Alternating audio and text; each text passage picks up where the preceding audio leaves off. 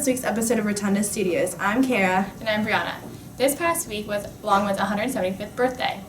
One of the biggest events from the week was getting Longwood students together to form the 175 on Wheeler Lawn, which would then be made into a picture. Both Elwood and President Reedley made an appearance in the 175 photo.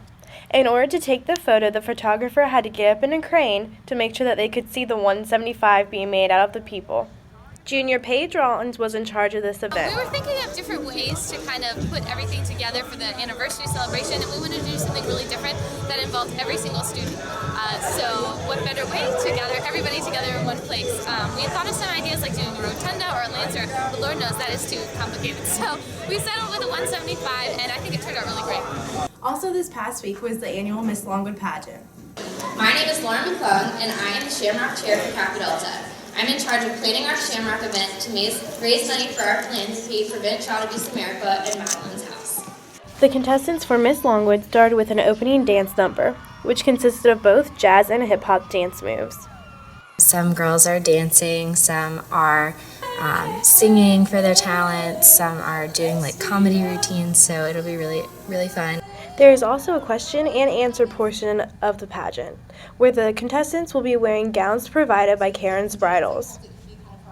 This year's Miss Longwood winner was Sarah Bierford, a sister of Zeta Phi Beta Sorority Incorporated.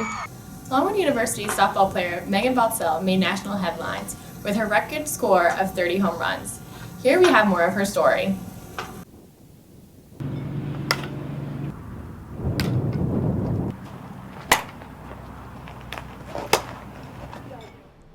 Well, I started playing baseball when I was about 4 or 5, and started playing softball around when I was 10.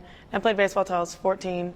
So, but I also played basketball. So I was like a 3-sport athlete all my life. But once I knew I got that transition from baseball to softball, that's when I knew that I wanted to continue to play college ball. And then I'm trying to see if I can go pro and then see where I go from there. I mean, you can look at her and say, okay, she's tall, she's quick, she's left-handed, she has good game sense about her, has good softball instincts, and so you know all those things. But then deep down inside, it's a lot of it is that internal drive and the commitment to the game that really make a difference. So I was caught by surprise for 30 home runs, and you have to understand that in our history of our program, 16 home runs was the most that we had ever had in one season, and so to think about somebody leading the country, I don't ever think that entered my mind until she was actually in the process of doing it.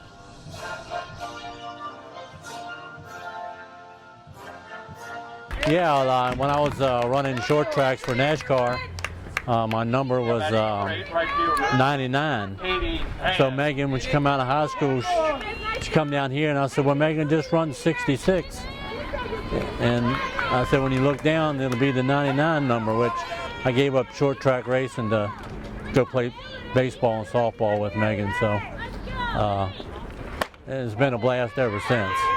I'm thinking about playing this huge tournament up in Canada with a bunch of the elite D1 athletes, and we're going to play Team Japan and USA, so hopefully that tournament will spike some sparks in the team and see if they want me with it.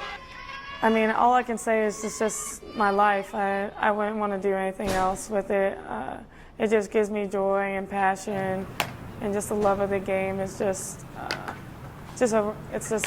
heartwarming pretty much, because it just makes me feel good just being on that field, being on the dirt, and just playing.